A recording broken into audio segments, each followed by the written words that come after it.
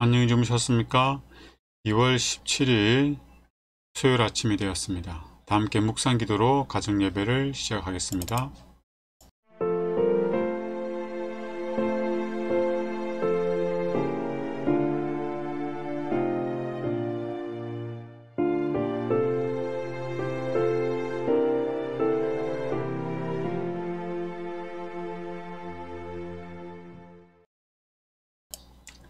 찬미가 414장 예수가 내게 계시니 찬양하겠습니다.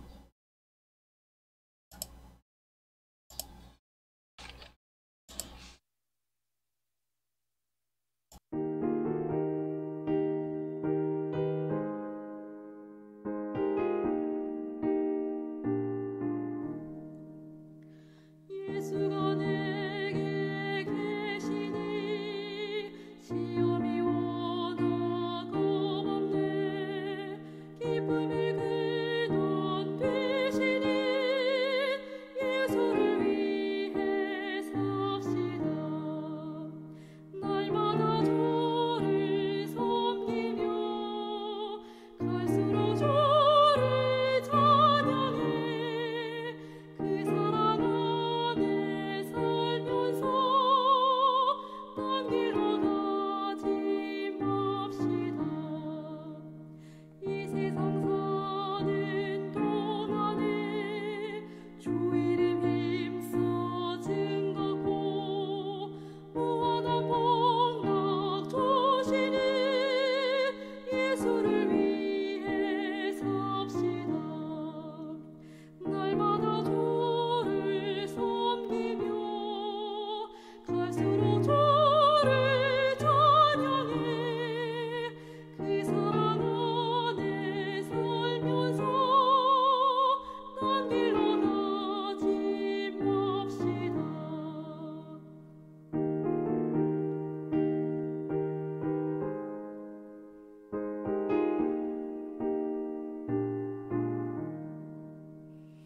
주께서 심판하실 때 잘했다 칭찬하리니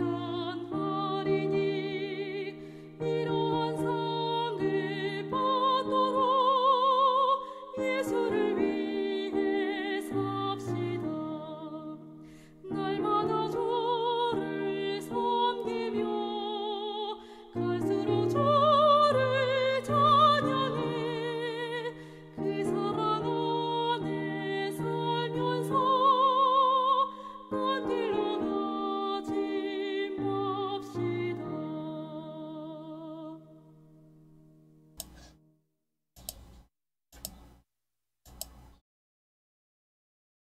교회의 위대한 머리. 인자야, 내가 너를 이스라엘 족속의 파수꾼으로 세웠으니 너는 내 입의 말을 듣고 나를 대신하여 그들을 깨우치라. 하나님께서 우리를 파수꾼으로 세우셨습니다. 파수꾼이 해야 할 일은 하나님의 말을 듣고 하나님을 대신하여 잠자고 있는 이들을 깨우는 것입니다. 이 일을 우리가 감당하기 위해서는 먼저 우리가 하나님의 말씀을 듣고 깨어 있어야 할 것입니다. 그리스도께서는 사심없는 봉사에 관하여 자신의 삶과 교훈으로 완전한 모본을 주셨습니다. 그 봉사는 하나님에게서 비롯한 것입니다. 하나님은 자신을 위하여 살지 않으십니다. 그분께서는 세상을 창조하고 만물을 붙들면서 끊임없이 다른 존재들에게 봉사하십니다. 하나님이 그 해를 악인과 선인에게 비추시며 비를 의로운 자와 불의한 자에게 내려주심이라. 아버지께서는 이와 같은 이상적인 봉사를 자기 아들에게 맡기셨습니다. 예수님은 인류의 머리가 되어야 했습니다. 섬긴다는 것이 무엇인지를 모본으로 가르치셔야 했습니다. 그분의 온 생애는 섬김의 법칙을 따랐습니다. 그분은 만민을 섬기고 만민에게 봉사하셨습니다. 예수님께서는 봉사가 무엇인지 우리에게 삶을 통하여 보여주셨습니다. 예수님께서 이타적인 자희생적인 봉사를 할 수 있었던 것은 하나님의 능력과 하나님의 은혜와 하나님의 성품을 힘입어서 하신 것입니다. 하나님께서는 창조주이기 때문에 온 우주의 왕이시기 때문에 섬김을 받는 게 아닙니다. 하나님께서 섬김을 받는 것은 하나님께서 가장 많은 섬김을 베푸시기 때문입니다. 가장 많이 섬기시기 때문입니다. 그래서 모든 피조물들이 그 하나님의 겸손하고 자아가 없는 그 사랑으로 말미암아 감동되어서 하나님을 경외하고 찬양하고 섬기는 겁니다. 이 섬김이 무엇인지를 예수님이 이 땅에 와서 우리에게 보여주신 것입니다. 가장 낮은 곳에 처하시고 가장 낮은 이들의 종이 되시고 그리고 그들을 위하여 당신의 목숨까지 내어주시는 섬김의 삶을 사셨지요. 예수님은 거듭거듭 이 원칙을 제자들 사이에 세우고자 하셨습니다. 이 섬기는 것이 하늘의 법칙임을 알려주고자 했는데 제자들은 그거를 배우지 않고 이 땅의 법칙 있잖아요. 섬김을 받으려고 하는 법칙, 사단이 세운 그 법칙을 따라 살려고 하였습니다. 으뜸이 되고 싶어하는 야고보와 요한의 요청을 듣고 예수님은 이렇게 말씀하셨습니다. 너희 중에 누구든지 크고자 하는 자는 너희를 섬기는 자가 되고, 하나님이 가장 크신 분이잖아요. 그래서 하나님이 가장 많이 섬기는 분이 되신 겁니다. 너희 종이 되어야 하리라. 인자가 온 것은 섬김을 받으려 함이 아니라 도리어 섬기려 하고 자기 목숨을 많은 대속물로 주려 함이니라.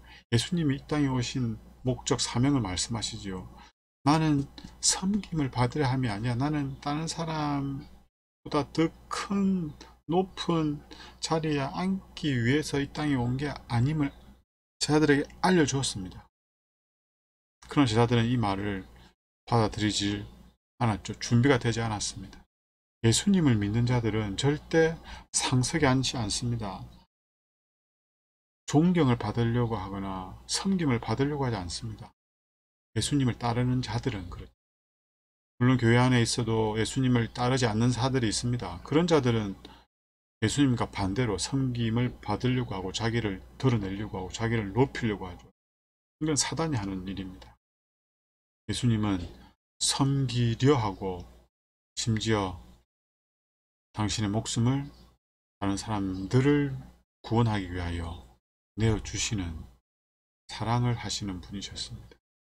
이게 우리가 해야 할 일입니다. 예수님을 따르노라, 믿노라, 섬기노라 하는 우리가 해야 되는 거예요. 주인이 하는 일을 종이 당연히 따라 해야 되지요. 승천하신 뒤 그리스도께서는 택하신 대사들을 통하여 지금까지 이 땅의 사역을 진행해 왔고 그들을 통하여 인간 자녀들에게 말씀하시고 필요한 것을 채워주십니다. 교회의 위대한 머리이신 그분께서는 자신의 대표자로 일하도록 하나님께 임명받은 남녀를 도구로 삼아 사업을 지휘하십니다. 하나님께서는, 예수님께서는 사람을 통해서 일을 하시죠. 그러니까 우리는 그 하나님의, 그 예수님의 도구입니다. 예수님이 하시는 일을 이루는 도구입니다. 제가 요즘에 요리를 조금씩 하는데요. 요리를 하는 데는 도구가 필요합니다. 이 도구가 요리를 하는 게 아니에요. 요리사가 요리를 하는 거죠. 도구는 요리사의 손에 쥐어져서 요리하는데 수단으로, 방법으로 사용될 뿐입니다. 도구에게 칭찬을 하지는 않죠. 모든 영광을 요리사에게 돌립니다. 예수님도 마찬가지입니다. 도구된 우리에게 사람들이 영광을 돌리도록 하는 게 아니라 우리의 주인 되시는, 나를 도구로 삼으셔서 일을 이루시는, 봉사를 하시는 예수님에게 영광이 되도록 해야 됩니다. 물론 예수님의 좋은 도구, 훌륭한 도구로 사용된 종들은 칭찬을 받을 수밖에 없습니다. 그렇다면 저도 칭찬을 받는 사람이 되면 좋겠네요. 어쨌든 우리가 영광을 돌려야 할 분은 예수 그리스도이십니다. 하나님의 교회를 세우기 위해 말씀과 가르침에 수고하도록 하나님께 부름받은 이들에게는 막중한 책임이 따릅니다. 그들은 그리스도의 대리자가 되어 사람들 모두에게 하나님과 화목하라고 호소해야 합니다. 위로부터 지혜와 능력을 받을 때에만 그 사명을 완수할 수 있습니다.